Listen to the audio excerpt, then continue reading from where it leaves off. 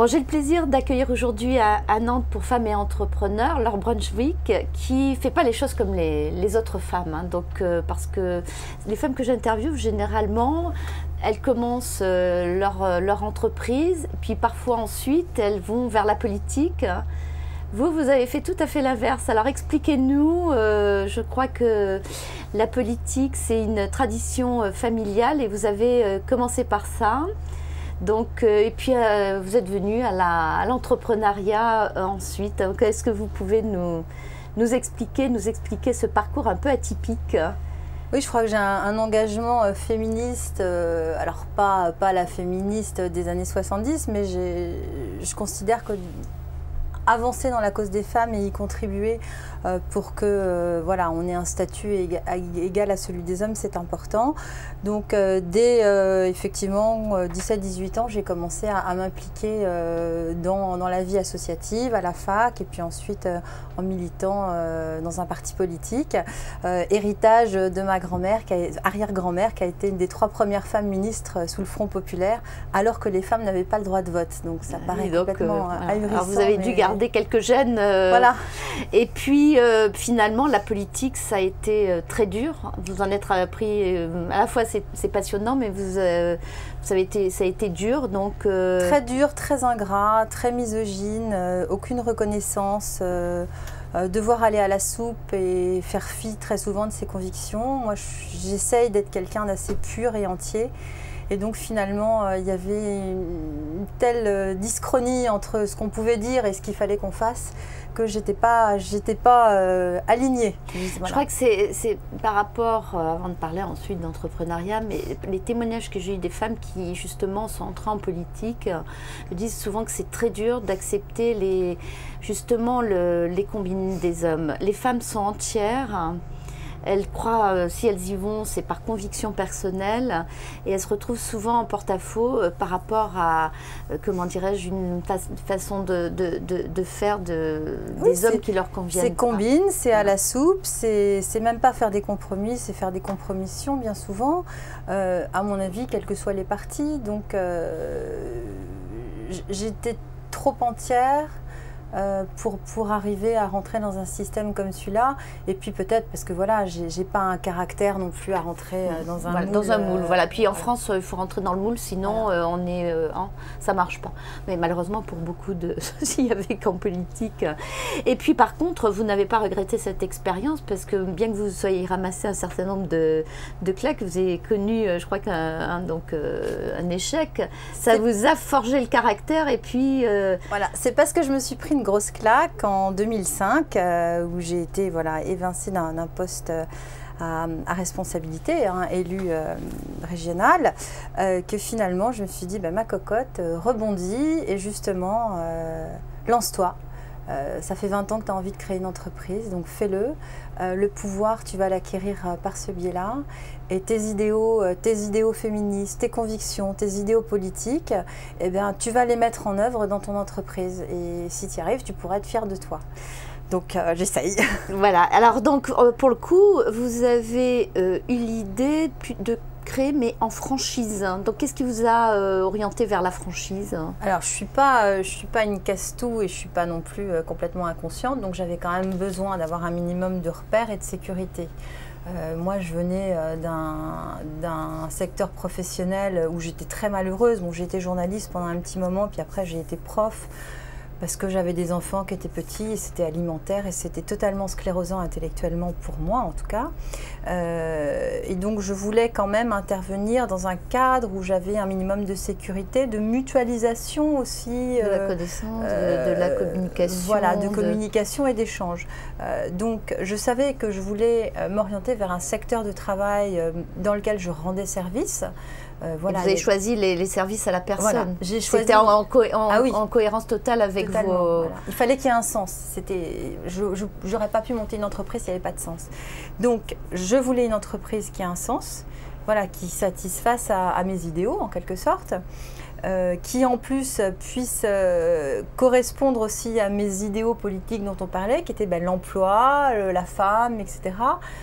Puis des personnes non délocalisables. En situation difficile aussi, des personnes handicapées, des personnes âgées. Absolument, c'est le cœur des gens dont on s'occupe.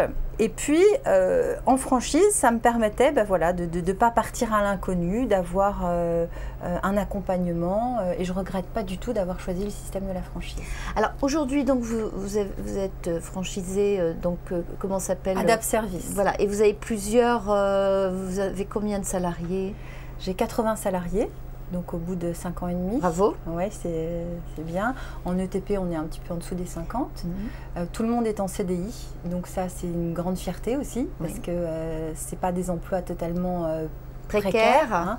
On essaye d'avoir des temps de travail les plus importants possibles et puis aussi de mettre en place à l'intérieur des conditions les plus favorables, notamment pour les femmes, puisque nous, on a essentiellement un public féminin, avec quand même adapté, quand c'est possible, le temps de travail et les jours de repos des assistantes par rapport aussi à leur situation des petits. Justement. Parce que les femmes s'occupent encore des petits. Vous en savez quelque chose, parce que je crois que vous avez 4 enfants, vous avez le 5e en route. Oui, donc, j'attends le 5e. Et comment vous arrivez justement à assumer tout ça?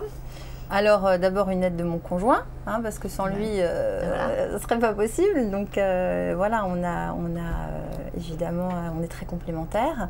Il m'accorde sa confiance et son soutien, donc déjà ça c'est vraiment essentiel. Et puis après, il y a la garderie, la nounou, j'ai quelqu'un qui vient tous les soirs de 17h à 20h.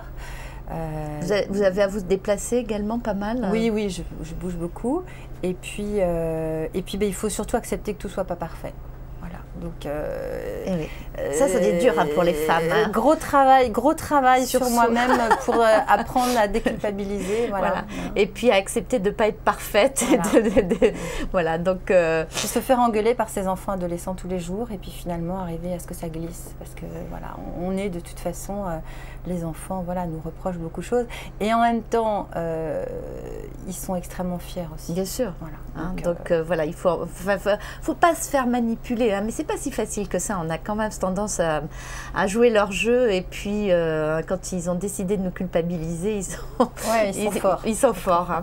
Alors donc par rapport justement vous à cette expérience à la fois de politique, d'entrepreneuriat, qu'est-ce qui pourrait à votre avis vraiment faire changer les choses? Est-ce que vous avez l'impression que on est prêt à faciliter l'entrepreneuriat féminin, ou est-ce que vous pensez que il y a parole, et puis finalement c'est à nous de nous prendre en charge et à organiser donc notre accompagnement? Je pense que c'est beaucoup à nous de nous prendre en charge, et puis qu'après il faut faire appel aux bonnes structures qui peuvent vous venir en appui. Il ne faut pas hésiter à demander de l'aide et il ne faut pas hésiter à s'adresser aux bons interlocuteurs.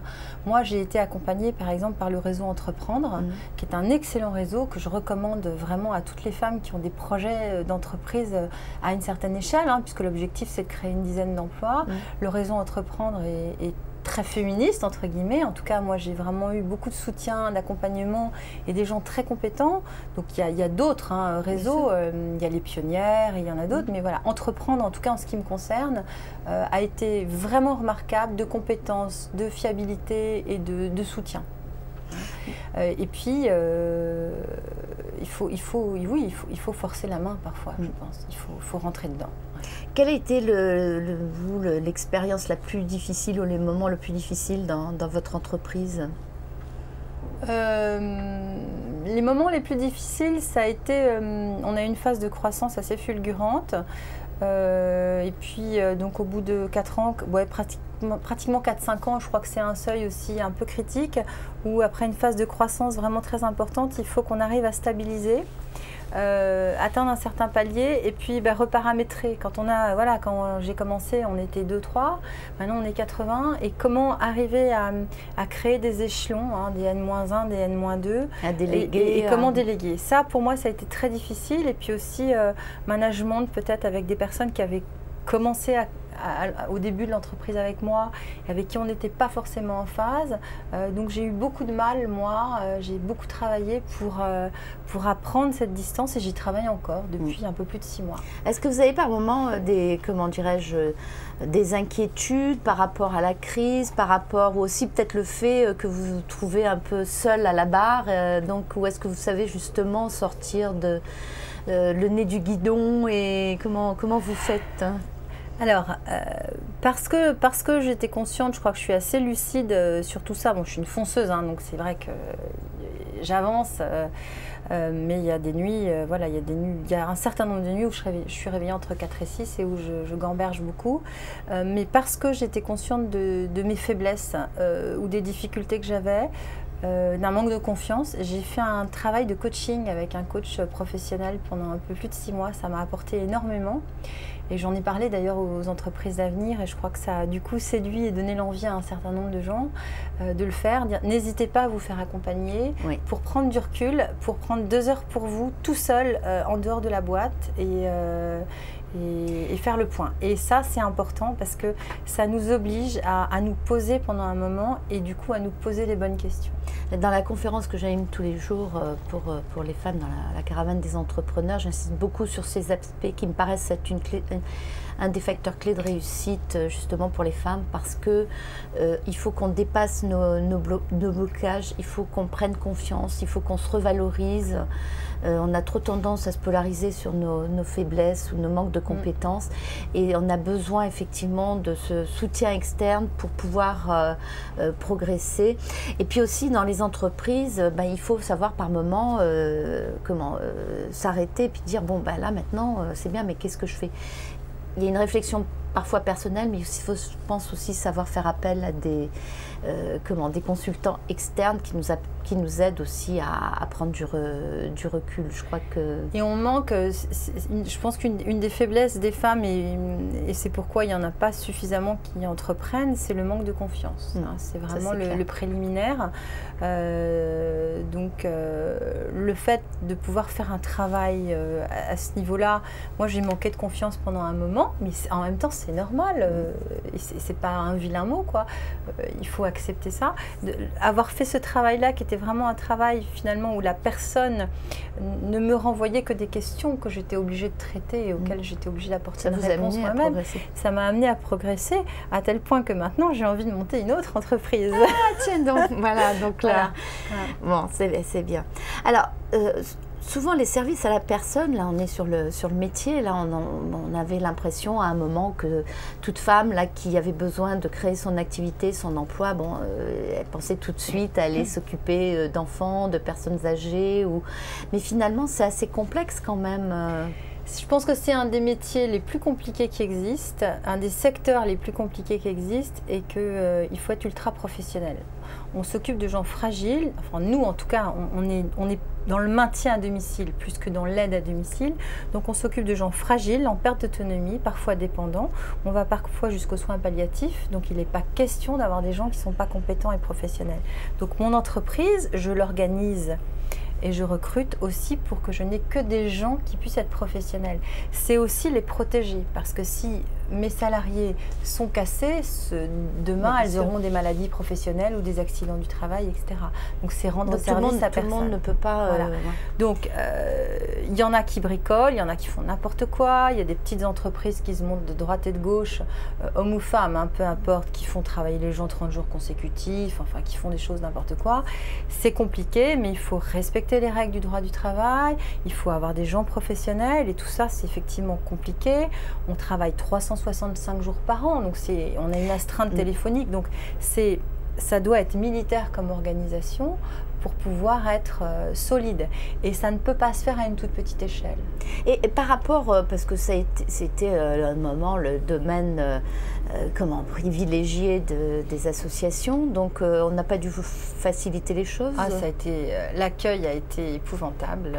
J'ai eu droit à tous les mots tous les mots possibles et imaginables. J'étais j'étais Satan qui arrivait. Alors moi qui étais en plus au départ une fille de gauche, c'était vraiment terrible pour moi parce qu'on me renvoyait une image qui n'était pas du tout la mienne. Et moi je disais mais non, on peut être une entreprise, on peut être éthique, on peut avoir une philosophie, au contraire on peut avoir une philosophie sociale. Et moi mon entreprise je l'ai montée pour la mettre en application. Donc j'ai essuyé toutes les foudres possibles et imaginables. Venant de toutes les institutions publiques et autres, ça a été très douloureux. Mais ça vous a renforcé? Ça m'a renforcé, mais j'ai mis du temps. C'est-à-dire que ça m'a cassé quand même tous mes idéaux. Et ça a été vraiment très dur à avaler. Alors maintenant, j'ai passé le stade, mais ça a été effectivement très dur parce que ça m'a cassé mes idéaux. Et puis maintenant, au bout de 5 ans, ceux qui ne nous parlaient pas et qui nous dénigraient, parce qu'on a vraiment eu des attitudes extrêmement dures, nous reconnaissent comme étant, sur notre secteur, les plus professionnels et ceux qui travaillent le mieux. Quelle fierté, quoi. Voilà, alors je vais vous poser la question, mais vous avez répondu avant que je vous pose la question, donc ça, vous pouvez en être particulièrement fiers. Alors, est-ce que vous avez un message à faire passer à toutes ces femmes-là qui sont en attente de création, qui hésitent à passer à l'acte, qui se donnent peu de moyens, donc qu'est-ce que vous leur diriez? D'avoir confiance en elles, de croire en leur bonne étoile, de viser les étoiles pour atteindre la lune. Je ne sais plus quelle est la phrase de Saint-Ex, mais c'est quelque chose comme ça. Donc elle relie Saint-Exupéry pour s'y référer. De se faire aider, de se faire accompagner, ça décuple les forces. Et ça, c'est vraiment très important. Il ne faut pas se fixer de limites. Il faut se dire qu'on peut y arriver, et même au-delà. Et moi, s'il y a 10 ans, on m'avait dit tu vas arriver là, je ne l'aurais jamais imaginé. Donc vraiment, ne nous fixons pas de limites.